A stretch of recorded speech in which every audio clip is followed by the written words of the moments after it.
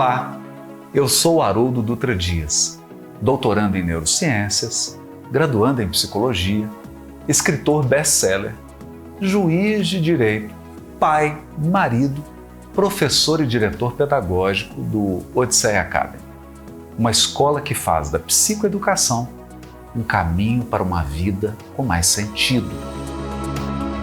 Que alegria ter você aqui neste primeiro evento de 2024. E se você está comigo, já está claro que quer fazer de 2024 o seu ano da virada. Acertei? E nessa semana de treinamento gratuito, Saulo e eu, meu amigo cofundador da Odisseia Academy, nós dois iremos te mostrar quem você precisa se tornar para viver a vida que você deseja. Entendeu? Quem você precisa se tornar para viver a vida que você deseja. O evento Obra-Prima é o seu primeiro passo aqui com a gente no Odisseia Academy, onde você já sente a energia dessa família Odisseia, que é a nossa comunidade de alunas e alunos, com mais de 6.000 pessoas. Nesse evento, nós teremos 5 dias, de segunda a sexta-feira, com 3 episódios da minissérie Obra-Prima. Hoje, segunda-feira, quarta e quinta-feira. Os episódios serão liberados às 8 horas da manhã. Além disso, teremos também 5 lives diárias no canal do YouTube do Odisseia Academy e serão sempre às 20 horas, horário de Brasília, a live. É essencial que você participe e assista todos os episódios e lives, pois assim a sua experiência será completa. E eu posso garantir que você sairá daqui com clareza dos próximos passos a serem dados. Mas é importante, como forma de presentear os participantes mais ativos, nós vamos fazer um sorteio na live de sexta-feira. Eu vou explicar melhor sobre isso ao final deste episódio, combinado?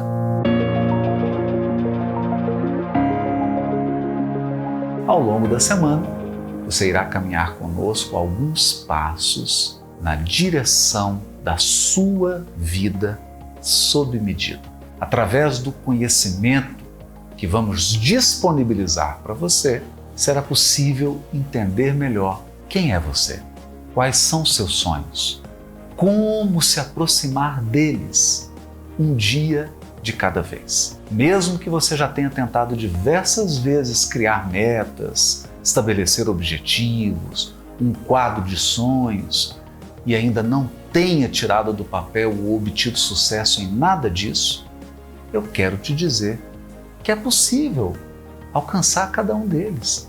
É possível transformar a sua vida, mesmo que já tenham lhe dito que ter um plano de mudança é besteira, que não passa de coisas de coach. Tenho ouvido muito isso. Ou que você não sabia nem por onde começar. Acredite, este evento tem o sério potencial de se tornar um marco de transformação e ampliação de consciência da sua vida. Vamos ampliar os horizontes. Sei que pode parecer desafiador e até mesmo assustador, mas a mudança está a uma decisão. E eu estarei ao seu lado, lhe acompanhando em todo o andamento, em todo esse processo. Que fique claro uma coisa, este evento não é um truque de mágica, não é uma promessa vazia de marketing, como as que você vê por aí. É uma afirmação conclusiva e confiante, pois nossa metodologia autoral já foi validada. Essa metodologia já ajudou milhares de pessoas no Brasil e em 22 países. Veja alguns dos valores centrais do Odisseia Academy: verdade, equidade, psicoeducação, alcance, caridade. É justamente por conta desses valores que estamos fazendo esses treinamentos gratuitos. Nós queremos alcançar milhares de pessoas. Nossa missão é a mudança de milhares de vidas. Por isso, venha com a gente viver essa experiência, mas tenha o seu coração 100% aberto. Tenha os seus olhos e ouvidos completamente atentos Ao longo dos dias, algumas pessoas vão desistir no meio do caminho. Elas tendem a não valorizar aquilo que é gratuito. Deixarão de lado e perderão a chance de viver experiências riquíssimas, apenas por não se permitirem viver algo bom. Espero que você não faça parte desse grupo de pessoas e que se mantenha firme e que aproveite as nossas interações ao máximo. Eu sugiro que você assista aos conteúdos em um ambiente tranquilo. Tenha um papel, uma caneta nas suas mãos, porque você será o protagonista aqui, hein? E se permitir, Saulo e eu seremos os seus guias rumo à sua obra-prima. Juntos, vamos fazer de 2024 o seu ano número 1, superando os desafios diários para que você possa alcançar todos esses objetivos.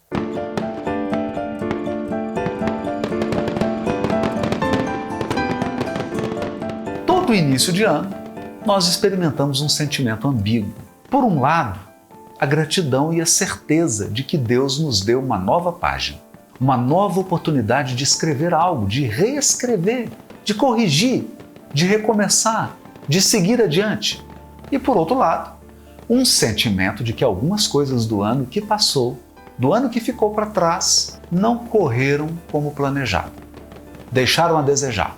Alguns acontecimentos, algumas perdas, alguns danos, alguns traumas nos deixaram com um sabor amargo na boca.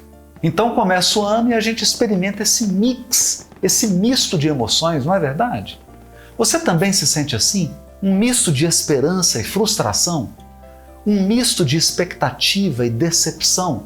Aquilo que você perdeu no ano anterior, aquilo que não deu certo, os fracassos, os tropeços, os rompimentos.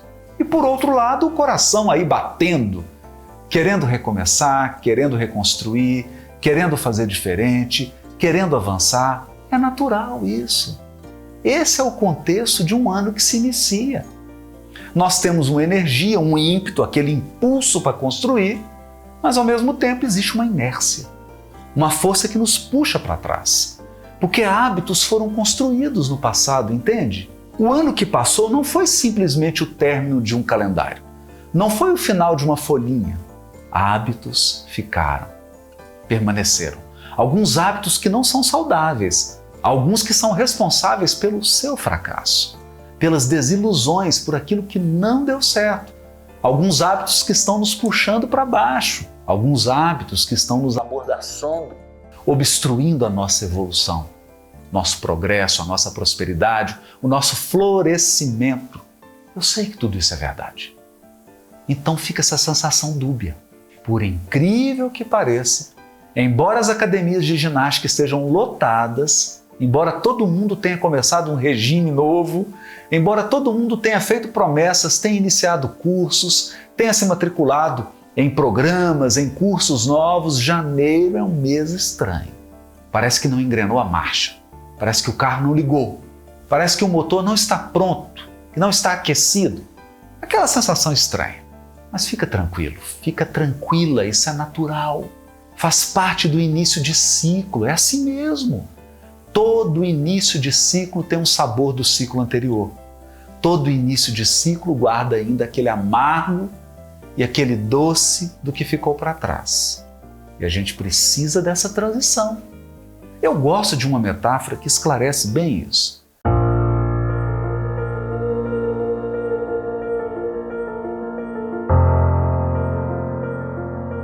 Um crepúsculo.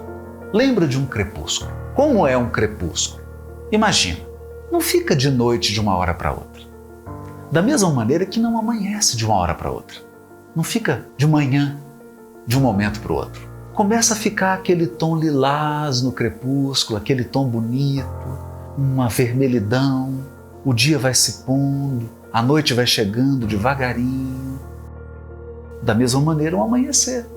Essa transição é o mês de janeiro. Está acabando e o ano novo vai amanhecer ainda.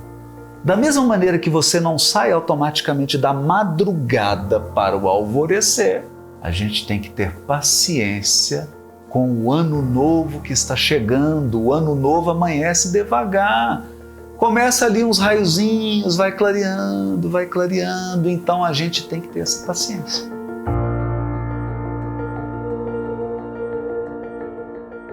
O crepúsculo de dezembro e o alvorecer de janeiro.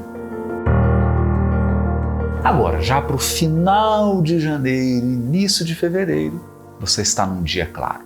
Esse é o ano novo. Quando nós entendemos essa dinâmica dos ciclos da vida, que os ciclos da vida não são saltos, os ciclos da vida não são pulos, você entende que não pode saltar de um ano para outro ano novo. Você passa por uma transição, você atravessa uma ponte, você faz uma travessia, exatamente como está na música de Milton Nascimento e Fernando Brant, uma travessia. Quando você foi embora, fez-se noite em meu viver. Esse é o contexto que eu imagino que você está vivenciando agora. E eu estou trazendo esse contexto, eu estou explicando esse contexto na esperança de te transmitir um alívio. Porque a gente sente essa angústia. A gente fala, meu Deus, está todo mundo animado com o ano novo e eu estou um pouquinho angustiado, um pouquinho nervoso. Está todo mundo cheio de esperança, mas eu ainda estou com um sabor de ano velho. É normal, está tudo certo, não precisa se cobrar, não precisa se sentir culpado ou se punir por isso. Afinal, você está naquela transição que eu acabei de explicar. Você está fazendo uma passagem ainda. Eu não digo uma passagem de calendário. Gente, é claro que o calendário já passou. Nós já estamos quase no final do mês de janeiro. Mas é preciso não confundir o tempo do calendário com o tempo psicológico. O tempo cronológico, o tempo do relógio, o tempo do calendário é um tempo cronos. O tempo psíquico, o tempo interior é outro.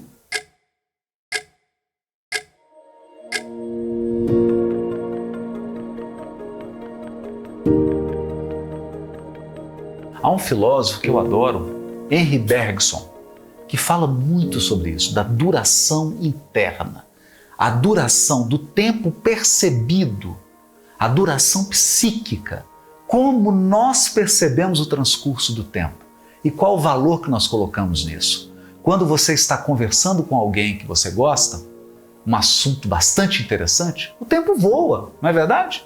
Por outro lado, quando você está fazendo algo de pouco interesse, algo que não toca a sua alma, o tempo se arrasta, demora a passar. É isso que nós estamos falando quando nos referimos a tempo psicológico. É preciso compreender que a transição de um ano para outro tem um conteúdo psíquico, um conteúdo psicológico. Por isso que eu estou te pedindo para ter tranquilidade, para encarar isso com naturalidade, para não se sentir angustiada ou angustiado.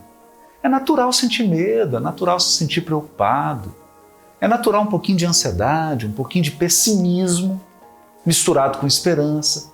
Tá tudo certo, gente. A grande diferença é o que você faz a partir dessa constatação.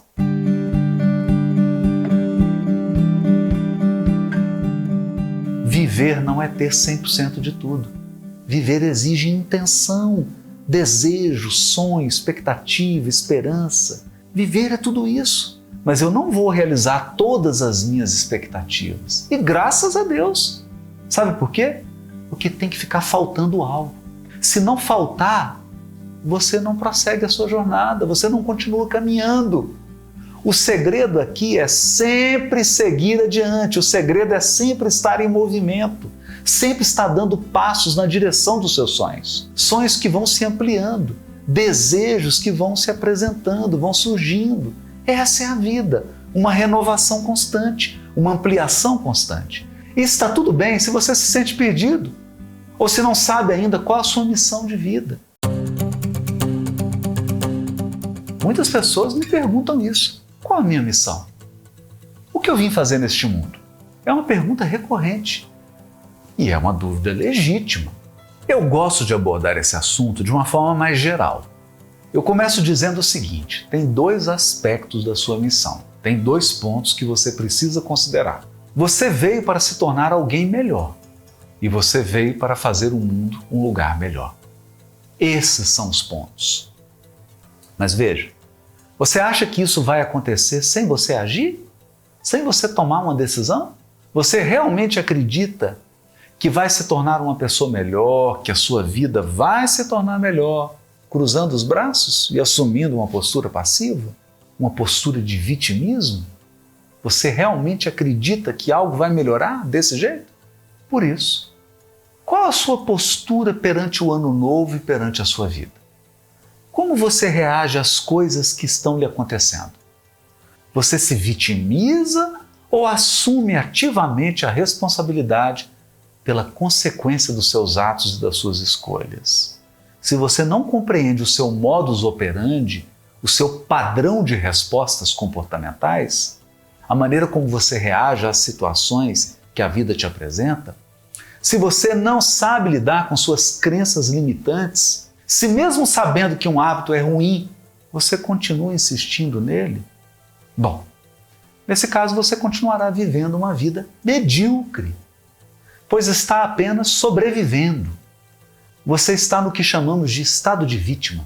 Vítima de pessoas, vítima das circunstâncias, achando que você não tem o poder de mudar a sua realidade, se conformando com a sua vida atual, sem sonhos maiores, sem contribuir, sem fazer o seu melhor. E assim, aos poucos, você acaba perdendo o sentido da sua própria vida, o sentido de estar vivendo.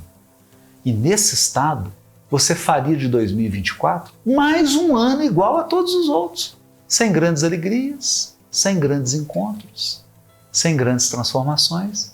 Você apenas mudaria mais uma vez o calendário.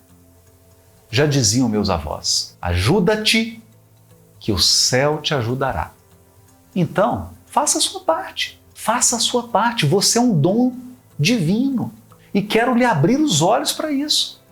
Deixa eu te contar uma historinha cheia de ironia em relação a isso.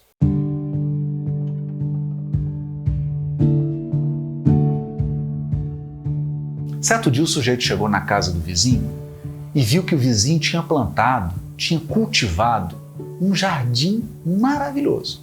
E ele olhou para o quintal do vizinho e viu que ele também tinha cultivado um pomar maravilhoso no quintal. Então ele ficou impressionado, porque o tamanho do terreno era o mesmo. O sujeito olhou para o tal vizinho, olhou para a casa dele, olhou de novo para o vizinho e foi conversar com ele. Falou assim, nossa, Deus foi bom com você? Olha o que Deus te deu aí.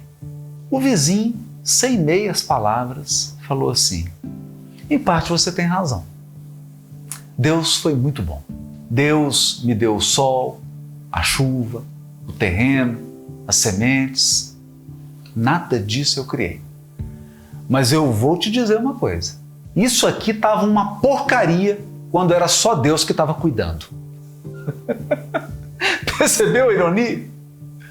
Isso aqui, quando só Deus estava cuidando, estava uma porcaria. Qual é a moral dessa história?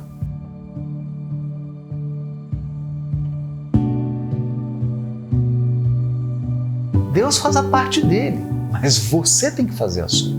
Deus não vai fazer sua parte por você. Deus não vai cultivar em seu lugar. Você está achando que Deus vai cultivar o seu jardim, o seu pomar? Você acha que Deus vai fazer o que você tem que fazer? Plantar, regar, adubar, podar, cuidar, proteger, tanto o seu jardim quanto o seu pomar. Você acha que Deus vai sair da posição dele, da posição de Deus, para fazer aquilo que é o seu dever? Ele já te deu o sol, já te deu a terra, a água, a chuva, os nutrientes, a semente. Ele já te deu tudo o que ele precisava. Ele cumpriu perfeitamente a parte dele. Então essa é uma historinha infantil, mas ela tem um fundo muito verdadeiro. Aqui eu quero transpor essa metáfora para o ano novo. O ano novo é o seu jardim. Você e sua vida são o seu jardim, o seu pomar. Você tem a missão de se tornar melhor e de tornar a sua vida melhor. Mas não fique esperando Deus para cultivar seu jardim, não. Muito menos seu pomar. Não, não, não. Assuma a sua responsabilidade. Faça aquilo que te compete. Faça a sua parte, faça com excelência e faça bem feito. Faça de você e da sua vida uma obra-prima.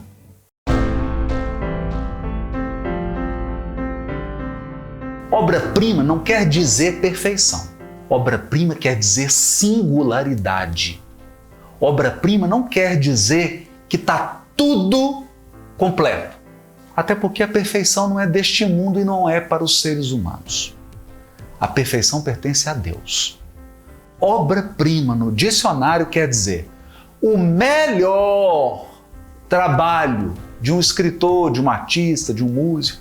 Por isso nós chamamos esse evento inaugural do ano de 2024 de obra-prima. Você e a sua vida serão elevados, serão erguidos a um estado de uma grande obra, a sua maior e mais importante obra, sua obra-prima. Em uma frase, o que eu gostaria que você gravasse na sua memória, o que você se recordasse desse episódio, você terá clareza do que precisa ser para viver a vida que você deseja ter. O que você precisa se tornar para ter a vida que você quer ter, a vida dos seus sonhos, desenhada por você. Primeiramente, você tem que olhar para dentro. Você precisa ter clareza absoluta sobre quem você é. Como, por exemplo, sua origem familiar. Como essa origem te impactou? Quais são suas características orgânicas, físicas?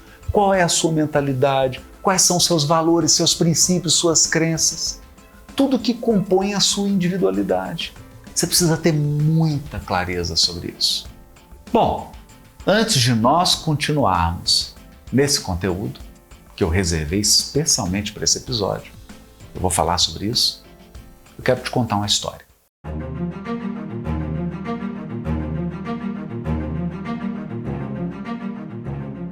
Hoje, você me vê aqui falando sobre desenvolvimento humano, mas nem sempre foi assim. Nem sempre eu tive essa clareza sobre as condições iniciais da minha vida. Até os 10 anos, eu não cresci com a presença do meu pai e da minha mãe ao meu lado. Por circunstâncias da vida, meu pai foi para uma direção, minha mãe para outra direção, e até os meus 10 anos de idade, eu morei com 8 famílias diferentes. Ali começava a minha formação. Eu compreendi isso enquanto eu estava vivendo essa experiência? Não. Eu vim a compreender isso quando eu mergulhei nesse tema de autodesenvolvimento. Quando eu fui me qualificando para falar e transformar vidas com as minhas palavras. Quando eu mergulhei em mim mesmo e mergulhei na natureza humana, eu fui entendendo, sabe o quê? Que a vida estava me levando a conhecer a minha ancestralidade. Todas essas pessoas com quem eu morei eram pessoas da família da minha mãe ou pessoas da família do meu pai. E com isso eu fui exposto desde cedo a todos os talentos dos meus ancestrais. Por exemplo, eu tenho um bisavô que era maestro em Poços de Caldas, bisavô por parte de pai. Ele dirigia uma banda no coreto, dava aula de música, compunha. Eu tinha tios, irmãos da minha avó, que eram comerciantes. Outro que era formado em direito, advogado tributarista, e hoje eu estou numa vara de fazenda, numa vara tributária. Pelo lado da minha mãe, eu conheci pessoas tão resilientes, pessoas que enfrentaram assassinato na família, pessoas que enfrentaram doenças severas, e mantinham a alegria, mantém o sorriso no rosto, viveram no norte do Jequitinhonha. Então toda essa resiliência, toda essa força, eu aprendi vivendo com essas pessoas da família da minha mãe e da família do meu pai. Na verdade, o que a vida estava fazendo comigo? Ela não estava me dando facilidade nenhuma, ela estava me forçando. Estava me forçando a ser flexível, estava me forçando a me adaptar. E por quê? Porque no futuro eu me tornaria um palestrante nacional e internacional, que viajaria o mundo inteiro, que entraria em contato com milhares de pessoas. E se eu não tivesse desenvolvido essa adaptabilidade, essa flexibilidade, essa capacidade de me relacionar com as pessoas mais diferentes do mundo, se eu não tivesse desenvolvido essa qualidade, se eu não tivesse sido exposto a cada talento, a cada dom, a cada virtude das pessoas da família da minha mãe e das pessoas da família do meu pai, se eu tivesse ficado ali ao lado do papai e da mamãe, protegido, sempre sendo cuidado pelo papai e pela mamãe, será que eu teria desenvolvido os dons e os talentos, as habilidades que eu preciso para desempenhar a minha missão nesse mundo? Acho que não. Mas eu não entendi isso enquanto eu passava por isso. E aí então veio a necessidade, no segundo momento, de eu me desenvolver, porque eu não recebi nada. Então eu tinha que crescer, comecei a trabalhar com 14 anos de idade, eu tive que cuidar da minha alimentação, eu tinha que comprar as coisas para mim, desde os 14 anos que eu me sustento, desde os 14 anos de idade que eu sou um indivíduo independente, desde os 14 anos de idade que ninguém paga as minhas contas. Isso me fez crescer, amadurecer. Eu tive que crescer como homem, eu tive que cuidar da minha saúde, porque a vida ia ser desafiadora. Então, se eu não cuidasse da minha saúde, eu não ia aguentar o tranco. Mas eu tive que desenvolver também habilidades. Eu tive que investir na minha educação, na minha formação, e eu busquei. Eu busquei com toda a sede, eu busquei com toda a fome. Eu sempre procurava pessoas mais velhas, pessoas mais sábias, eu bebia na fonte. Eu aproveitava cada segundo ao lado dessas pessoas, como aproveito até hoje. E fui lendo e lendo livros, e assistindo palestras, e me expondo. Eu fui absorvendo todo o conhecimento que eu podia. Isso ampliou os meus limites. Se eu tivesse ficado ali ao lado do papai e da mamãe, recebendo um cafunézinho na cabeça da mamãe e um cafunézinho nos pés do papai, se eu tivesse ficado ali, no meu caso, eu não estou generalizando, eu estou contando a minha história. No meu caso, eu não teria desenvolvido. Então eu tive que ir para o alto mar. Eu tive que pegar meu barquinho e mar alto da vida. Buscar o conhecimento com a fome, com a vontade. Até hoje. Eu estou formando agora em psicologia, estou na metade do curso de biomedicina, estou prestes a defender meu doutorado, já com pós-doutorado encaminhado. E isso depois de ter feito direito e de ter uma carreira como juiz de direito. E vou fazer medicina, vou fazer psiquiatria. De onde vem esse ímpeto dessa experiência? E com o tempo, eu fui sendo rejeitado. Rejeitado em relação afetiva, eu fui rejeitado na sociedade, eu fui rejeitado por parcela da minha própria família. Eu enfrentei isso. Mas isso também foi uma bênção, porque foi me ajudando a compreender que eu tinha que sair da manada, eu não sou uma antílope no meio da multidão. Eu não estou numa manada, eu não tenho que ser igual a ninguém, eu tinha que descobrir qual é a minha singularidade. Eu tinha que descobrir o que é meu e de mais ninguém. Eu tinha que construir uma vida singular, uma vida minha, uma vida que é boa para mim. A minha vida é péssima para você. Se você vier viver a minha vida, você vai deprimir. A minha vida é péssima para você, porque a sua vida, ela só serve para você. É uma vida sob medida, porque você não é igual a ninguém. Você é singular. Todas essas situações me ajudaram a formar uma identidade singular e forte.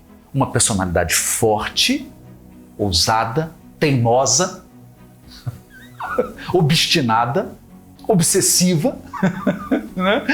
Tem um traço obsessivo compulsivo, mas uma vontade de ser único, de ser original, de ser singular e de ter uma vida nos meus próprios termos, sem negar minhas origens. Porque no fundo, todos os dons que estão em mim estão espalhados na minha ancestralidade, nas pessoas que me antecederam na minha família. E eu percebi que todo esse caminho, toda a minha história me trouxe até aqui. E é isso que eu quero dividir com você.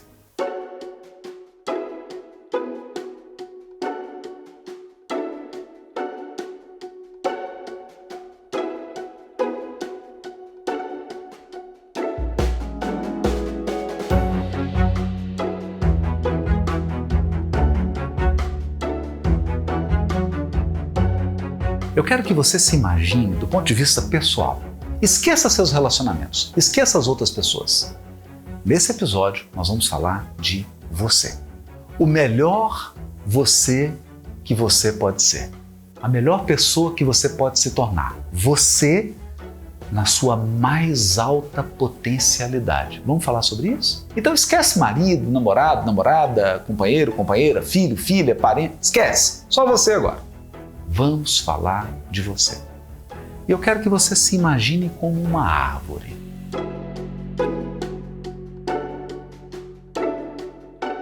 Uma árvore tem raízes, uma árvore tem um tronco, uma árvore tem galhos e uma árvore tem o que eu chamo de 3 Fs: folhas, flores e frutos, que é o coroamento da árvore. As folhas, flores e frutos, especialmente os frutos, são o que revelam a árvore. O fruto revela a árvore. Conhece-se a árvore pelos seus frutos. Então vamos lá. Quais são suas raízes? Eu te contei aqui na minha história. Suas raízes representam a família, a ancestralidade na qual você foi plantada. Você foi plantado. Você não nasceu no vácuo. Você nasceu de um pai e de uma mãe. Metade do seu DNA é do seu pai.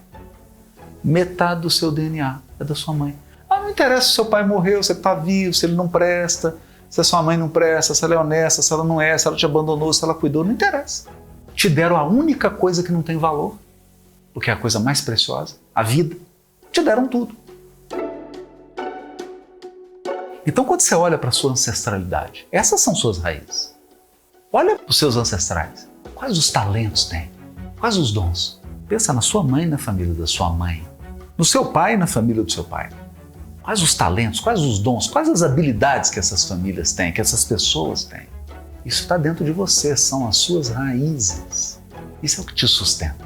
Isso é o que te dá força, porque uma árvore sem raiz morre.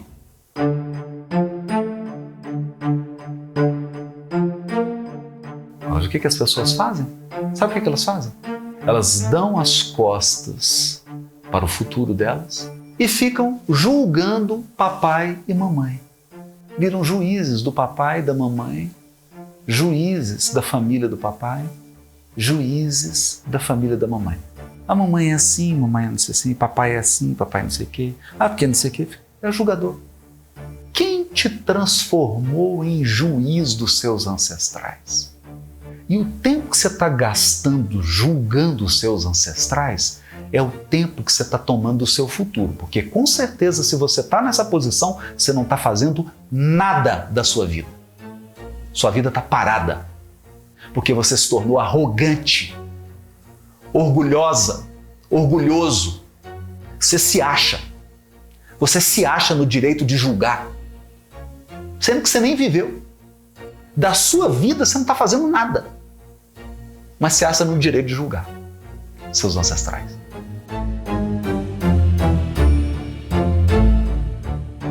Então, ao invés de se tornar uma raiz que suga força, que suga nutrientes das suas bases, você se torna um arrogante, uma árvore que não tem raiz. Vai tombar.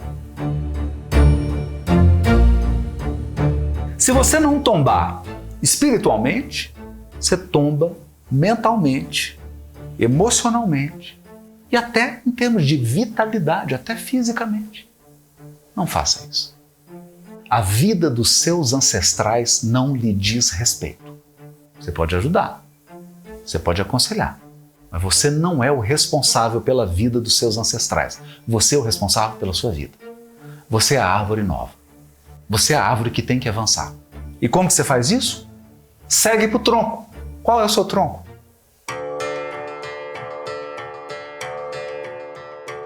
Qual é o tronco da árvore? Primeiramente, sua vitalidade. Como que você se alimenta? Você faz atividade física? Você cuida do seu corpo? Você cuida da sua saúde? Como que você vai viver bem se você não cuida do seu instrumento, que é seu corpo? Seu bem-estar físico e psíquico? Como? Como que você vai ter energia, força, vitalidade para fazer as coisas se você não cultiva? Esse é o tronco. Isso é o que dá robustez à árvore. Depois vem os galhos. Eu comparo os galhos à mentalidade. Qual é o seu mindset? Quais são suas crenças? O que você acredita? Quais são seus preconceitos? Quais são suas crenças limitantes? Quais são os seus valores e princípios que estão desatualizados, ultrapassados, que precisam ser renovados urgentemente? Que visão você tem de você? Que visão que você tem da vida que você pode construir?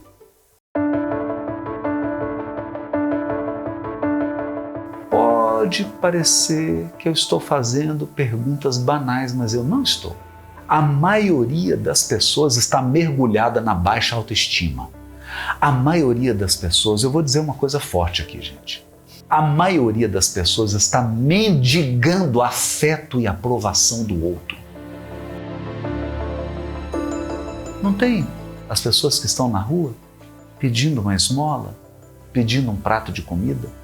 A maioria das pessoas estão em relacionamentos afetivos, estão nas suas famílias, mendigando aplauso, aprovação, concordância, afeto, autoestima baixíssima, culpa, não se acham merecedoras de nada, se enxergam como um lixo e vivem como um lixo. É duro, né? Mas é assim. Então temos que mudar essa mentalidade. Sabe por quê? Porque você é um co-criador. Existe uma centelha divina em você. I have a dream today. Ways, and especially welfare state. Existem potenciais divinos em você. Quem não está enxergando isso é você. E ninguém vai enxergar se você não enxergar. Você está achando que as pessoas estão mais preocupadas com você do que com elas? Desilude. As pessoas estão 90% do tempo preocupadas com elas, não com você. Quem tem que investir em você e preocupar-se com você é você. Mas preocupar-se da forma certa. Não é para ser um egoísta, um orgulhoso, uma pessoa que se isola, que não ajuda ninguém. Não. Para que uma árvore produz fruto? Para alimentar. Então você tem que cuidar de você para você produzir frutos para os outros. O alimento de uma laranjeira é a laranja que ela produz? Claro que não. Nenhuma árvore come dos próprios frutos. Então quando eu falo que você tem que se preocupar com você, que você tem que enxergar a centelha divina que está em você e cuidar de você para que você possa oferecer o seu melhor aos outros, para que você possa frutificar e nutrir. Mas para isso você tem que mudar a mentalidade. Outra coisa, você tem que ser capaz de visualizar a vida sob medida, a vida em que você se sente feliz, a vida em que você se sente realizada, realizado. E não adianta copiar, pelo amor de Deus, não adianta copiar. A vida que faz uma pessoa feliz necessariamente não é a vida que vai te fazer feliz. Aqui não dá para copiar, por isso que é obra-prima.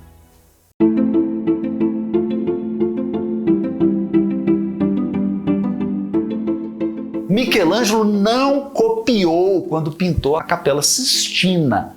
Ele pode ter se inspirado em outros grandes pintores. Se inspirado. Copiou? Não copiou. Rodin, quando esculpiu o Pensador, não copiou. Por isso que é uma obra-prima. Obra-prima porque é singular, não tem outra. Não tem outra. Ela é perfeita? Não. Você chega perto da escultura, está cheio de defeitozinho. Uma obra-prima não é uma obra que não tem defeito. Uma obra-prima é uma obra singular. Eu te pergunto, sua vida é singular? Ou sua vida é uma cópia dos seus ancestrais? Será que você está copiando papai e mamãe? Copiando os irmãos, copiando sua família? Está repetindo história? Ou sua vida é singular? Percebe o desafio dessa pergunta? Você tem que visualizar a sua vida. Sua vida tem que ser uma obra-prima. Sua vida tem que ser algo que não tem comparação. E eu não estou falando de tamanho. Eu não estou fechando Eu estou dizendo que ela tem que ser singular. Agora, dá para comparar a obra-prima? Então vamos comparar. Qual que é melhor? O quadro de Monet, a Capela Sistina ou a escultura de Rodin? Ou a Quinta Sinfonia de Beethoven?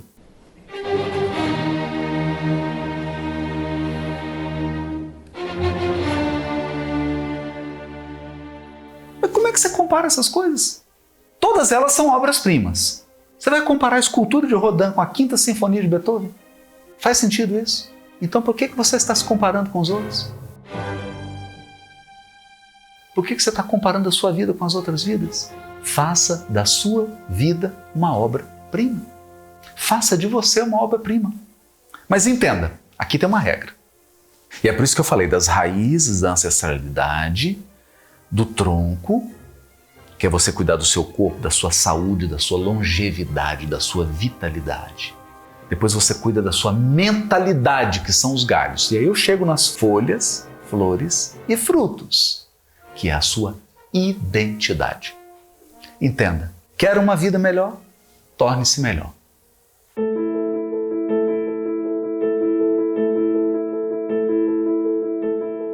Primeiro, eu melhoro mim mesmo. Primeiro, eu me qualifico. Primeiro, eu amplio. Primeiro, eu me aperfeiçoo. Depois, a vida segue o padrão que eu criei em mim. Tem essa ordem. Não tem como você se manter do mesmo tamanho e querer melhorar a sua vida. Porque eu posso mudar uma pessoa de ambiente, mas se ela está pequena, ela empobrece o ambiente para o qual ela foi transferida. Você deve conhecer milhares de pessoas assim. A pessoa simplesmente mudou de ambiente. Ela saiu da limitação, mas a limitação não saiu dela. Criar uma obra-prima, transformar a sua vida numa obra-prima, não é simplesmente mudar você de lugar, te colocar numa casa XY, com recursos XY. Não adianta, porque você não cresceu.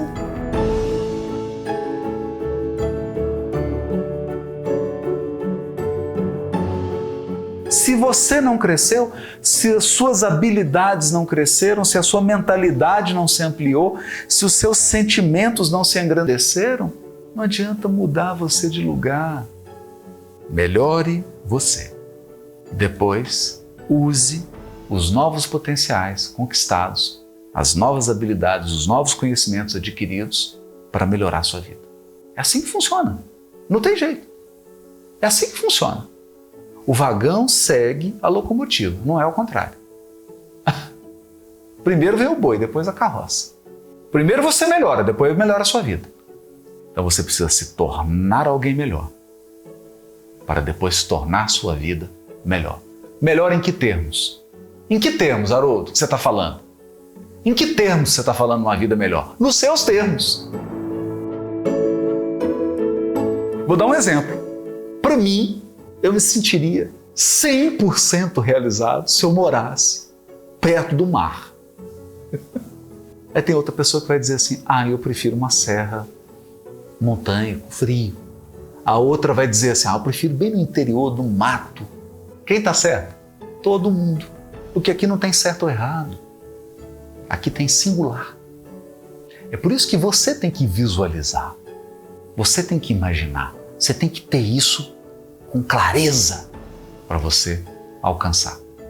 Essa é a árvore que eu chamo de árvore da individualidade, árvore da singularidade, a árvore pessoal. Raiz, tronco, galhos, folhas, flores e frutos.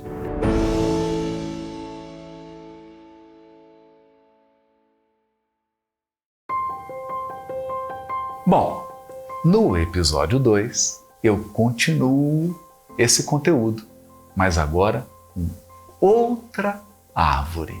Só para te contar um segredo, são 3 árvores. Nesse episódio 1, nós abordamos a árvore número 1. Faltam 2. Eu te vejo no segundo episódio.